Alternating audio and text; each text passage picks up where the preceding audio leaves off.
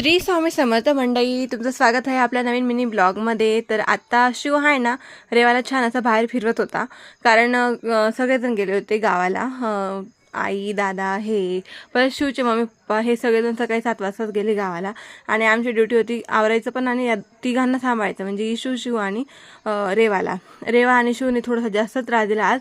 इशूने नाही त्रास दिला पण दोघांनी दिला. आणि इकडं ती जयूचा मोबाईल घेतला आणि पप्पांना कॉल करायचं नाटक, म्हणजे खोटं खोटं फोन केला आणि बोलत होती, पप्पा तुम्ही कुठं आहेत, केव्हा येत आहे. आणि हे आहे तर मला माहीत नव्हतं.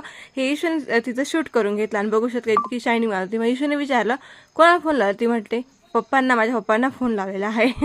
मग छान गप्पा केल्या. आणि माझं असं काही खूप गडबड झाली, ते गावाला गेले ना, त्या गडबडीत माझं हेअर वॉश करायचं बाकी राहून गेलं होतं. मग मी आता नवीन हेअर वॉश केलं. आता 4 वाजले होते, सॉरी 5 वाजले होते. हेअर वॉश वगैरे करून झालं आणि हिला रेडी केलं जयूने आणि तिला घेऊन चालली हे बाहेर. का तिला पण जायचं होतं तिकडं, तिला पण घेऊन जाते. मग ती मला बाय करून मम्मा बाय मम्मा किस असं करून लगेच गेली. ती फ्लँकिस वगैरे दिलं तिने आणि मग गेल्या त्या. आणि मॅडमांचं बघा इतकं चालू होतं ना, बाहेर जायचं आलं म्हणजे किती मस्ती करते विचारूच नका. बाहेरून आली आणि तिने शिवच्या मागे लागली ती आणि शिवसोबत इतकी मस्ती करतो, इतका हे करत आणि त्याला ती चावायचा प्रयत्न करत. बघू शकता की ती इतकी डेंजर होऊन गेली ना, विचारूच नका. इतकी आगाऊ पण होऊन गेलेली ना, ती घाबरतच नाही अजिबात कोणाला. आणि त्या शिवला इतकी त्रास देतो, तो इतका घाबरत होता.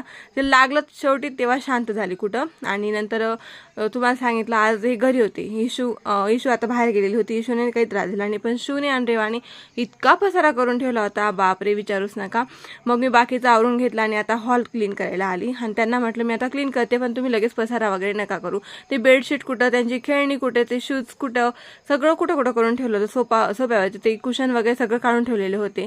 मग एक एक एक सगळा पसारा आवरला आणि ती लगेच माझा मोबाईल घ्यायला आली. माझं लक्ष पण नाही, मी शूट माझा आवरण्यात होती आणि ती मोबाईल पाडून गेली. आणि मग मी हा सगळा पसारा आवरला आधी. आणि इशू गेलेली होती बाहेर, तुम्हाला बोललीच मी. आणि ती आज खूप दिवसांनी बाहेर खेळायला गेली. आणि रेवाला माहित नव्हतं, ती गपचूप गेली. कारण रेवाने जर तिला पाहिलं असतं तर मॅडमांचं मी करणं चालू झालं असतं, ते शांतच झाली नसती. मग अजून तिला इशूवरच आमचा संताप होऊन गेला असता. मग एक एक करून सगळा पसारा, सगळा हॉल वगैरे क्लीन केला. पडदे सुद्धा काढून ठेवले त्यांनी दोघांनी. ते पडदे वगैरे एकदम व्यवस्थित लावले. आणि तरीही मी एका साईडला पसारा होतो, एका साईडला झाडू मारत होते. लगेच त्यांनी मागून तसंच पसारा करायला चालू झालं. मग मी थोडीशी रागवली. मग त्यांनी कुठं बंद केलं.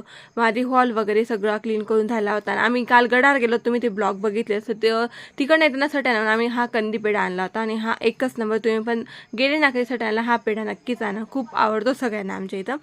आणि इकडं त्यांचं खेळणं चाललं होतं. मग शेवटी सांगितलं मी की तुम्ही जा बाहेर खेळायला. मग इशू त्यांना दोघांना घेऊन गेली बाहेर. मग आज शिवची आणि इशूची डिमांड होती की आम्हाला पिठलं खायचे. मग त्यांच्यासाठी पिठलं केलं. आणि असा होता हा आजचा ब्लॉग. कसा वाटला कमेंट करून नक्की सांगा गाईज.